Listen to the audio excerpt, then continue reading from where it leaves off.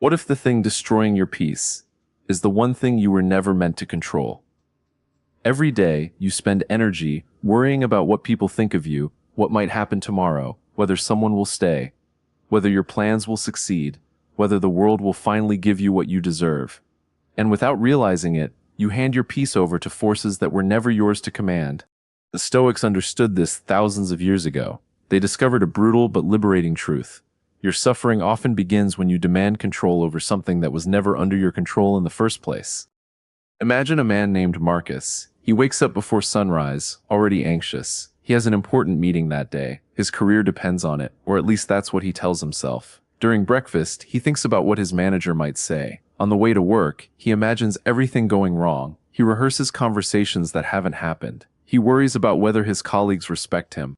Then, just before the meeting, he receives a message. The meeting has been canceled. It will happen next week. Suddenly, all those hours of anxiety have produced nothing. The situation changed, but Marcus's mind had already suffered through dozens of imaginary disasters. This is how most people live. They experience pain twice, once in their imagination, and once in reality, if reality actually becomes painful. The Stoics offered another way. Epictetus, who was born into slavery and later became one of the most influential Stoic teachers, began his philosophy with a simple distinction. Some things are up to us, and some things are not. Your judgments, choices, intentions, and actions belong to you. Other people's opinions, the past, your reputation, external events, and ultimately the outcome of your efforts do not. Think about how radical that idea really is. You can control whether you prepare for an interview. You cannot control whether the interviewer likes you. You can control whether you treat someone with kindness. You cannot control whether they appreciate it. You can control how honestly you perform your work. You cannot completely control whether you receive recognition for it. You can control your effort. You cannot control the final result. And yet, we constantly reverse these categories. We obsess over outcomes and neglect our actions. We chase approval and neglect our character. We worry about tomorrow and abandon today. We try to control people who cannot even control themselves. Marcus Aurelius, the Roman emperor and Stoic philosopher, understood this conflict intimately. He commanded armies, governed an empire, faced war, political betrayal, illness, and personal loss. Yet in his private reflections, he repeatedly reminded himself to return to what belonged to him: his own mind, his own judgment, and his own conduct. He understood something modern culture often forgets. Power over the outside world is never complete. Power over your response can be cultivated. Now imagine two people receiving the same rejection. One collapses. He thinks, "I'm a failure. They don't respect me. My future is ruined." The other pauses and asks, "Was my effort within my control? Did I act with courage? What can I learn? What is the next action available to me?" The event is identical. The emotional experience is completely different. The difference is not that the second person doesn't care. He cares deeply. But he cares about the right thing. This is one of the greatest misunderstandings about Stoicism. Stoicism does not teach you to become cold, emotionless, or indifferent to life. It teaches you to stop attaching your peace to things you cannot command. There is an enormous difference between caring and clinging. You should care about your family, but you cannot control their decisions. You should care about your career, but you cannot guarantee success. You should care about your health and take responsible action, but you cannot command every biological outcome. You should care about your reputation by behaving honorably, but you cannot force everyone to interpret you correctly. The Stoic does not say, "Nothing matters." The Stoic says, "Some things matter, but they do not belong entirely to me." And that distinction can change your life. Consider how much mental energy disappears when you stop trying to control other people's opinions. Someone misunderstands you. Your first instinct may be to explain yourself repeatedly. You replay the conversation. You imagine what they are saying behind your back. You construct arguments in your head. But ask yourself, what exactly are you controlling? You can clarify your intentions. You can apologize if you were wrong. You can behave consistently with your values. After that, the judgment belongs to them. Let them misunderstand you if they choose. This does not mean you become irresponsible. It means you recognize the boundary between influence and control. You can influence someone. You cannot control them. You can prepare for the future. You cannot control the future. You can make a decision. You cannot control every consequence. You can plant the seed. You cannot command the weather. And this is where Seneca becomes especially powerful. He repeatedly warned about the misery created by anticipating suffering that may never arrive. Human beings, he observed, often suffer more in imagination than in reality. We borrow tomorrow's problems and pay for them today. Think about that. How many times have you suffered over something that never happened? How many nights have you lost sleep over conversations that never occurred, failures that never arrived, disasters that existed only inside your mind? Your brain may tell you that worrying is preparation, but worry without action is often just mental repetition disguised as responsibility. The Stoic response is not to ignore the future. It is to prepare without surrendering your peace to uncertainty. If something can be done, do it. If something cannot be done, release it. This sounds simple, but practicing it requires discipline. The next time you feel anxiety rising, stop and ask yourself 3 questions. What exactly am I afraid of? Is this within my control? And if it is not, what is the most virtuous response available to me right now? That final question is crucial. Because when you cannot control the event, you can still control the person you become while facing it. You cannot control being criticized, but you can control whether criticism makes you cruel. You cannot control failure, but you can control whether failure makes you wiser. You cannot control rejection, but you can control whether rejection destroys your self-respect. You cannot control loss, but you can control whether you allow grief to erase your gratitude for what you once had.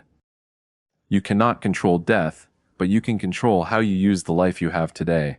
This is why Stoicism is not weakness. It is the discipline of placing your strength where it can actually make a difference. Imagine standing in front of the ocean and commanding the waves to stop. You could scream. You could become furious. You could spend your entire life demanding that the ocean behave differently. Or you could learn to swim. The ocean does not need to change for you to become stronger. Life is the same. You cannot negotiate with reality. You can only decide how you will meet it. Marcus Aurelius understood this when he wrote about accepting what happens as part of the larger order of nature. Epictetus taught his students to distinguish what belongs to them from what does not. Seneca reminded us that our minds often create unnecessary suffering by fearing uncertain futures. Together, their message is remarkably modern. Stop wasting your life fighting reality in your imagination. There is another trap, however. Sometimes people use, "I can't control it," as an excuse for passivity. That is not Stoicism. If your finances are struggling, you may not control the economy, but you control whether you learn, plan, save, and act. If your relationship is falling apart, you may not control another person's feelings, but you control whether you communicate honestly and behave with integrity. If your body changes with age, you cannot control time, but you can control how you care for yourself. If your dream takes longer than expected, you cannot control the world's timing, but you can control whether you continue moving forward. Stoicism does not tell you to stop acting. It tells you to stop demanding guaranteed outcomes from your actions. That distinction is the difference between disciplined ambition and desperate attachment. Work hard, but do not worship the result. Love deeply, but do not demand permanence. Build something meaningful, but do not make your identity dependent on whether everyone applauds it. Give your best, then release the outcome. This is freedom. And perhaps the most powerful application of this philosophy is learning to accept uncertainty. You will never know exactly what tomorrow brings. You don't know who will stay. You don't know which opportunity will appear. You don't know which failure will eventually become the beginning of something better. You don't know how long the people you love will remain beside you. That uncertainty is not a flaw in life. It is the price of being alive. The Stoics did not seek certainty. They sought inner stability in the presence of uncertainty. And that is what you should seek too. The goal is not to build a life where nothing goes wrong. The goal is to become the kind of person who does not collapse every time something goes wrong. Because eventually, something will. Someone will disappoint you. A plan will fail. An opportunity will disappear. Someone will criticize you. Something you love will change. And when that day comes, you will discover whether you have built your peace on reality or on conditions. So begin today. Notice what occupies your mind. Notice how often you think about other people's opinions. Notice how often you replay the past. Notice how often you predict disasters that have not happened. Notice how often you confuse concern with control. Then begin separating the two. Ask, what belongs to me? Your choices belong to you. Your effort belongs to you. Your attention belongs to you. Your character belongs to you. Your response belongs to you. The rest must be met with wisdom, courage, and acceptance. There is immense peace in realizing that you do not have to solve everything. You do not have to control everyone. You do not have to know everything. You do not have to guarantee tomorrow. You only have to meet this moment well. And perhaps that is the deepest lesson the Stoics left us. Your life is happening in the space between what happens to you and what you choose to do about it. The world will always contain things you cannot control. People will judge you. Circumstances will change. Plans will fail. Time will move forward. The unexpected will arrive. But your mind does not have to become a prisoner of every external event. You can care without clinging. You can act without demanding certainty. You can love without possessing. You can strive without becoming enslaved to the outcome. And you can lose something without losing yourself. So the next time life refuses to obey your plans, remember this: the storm was never yours to command. Your responsibility was never to control the sky. It was to learn how to stand in the rain. Because peace does not come when life finally gives you everything you want. Peace comes when you stop demanding that life be different before you allow yourself to be whole. And perhaps, at the end of your life, the greatest tragedy would not be that you failed to control the world. It would be that you spent your entire life trying. You were given a mind capable of choosing. You were given a present moment capable of being lived. You were given the power to shape your character. And yet, every time you surrendered your attention to something outside your control, you gave away a piece of the only thing that was truly yours: your life.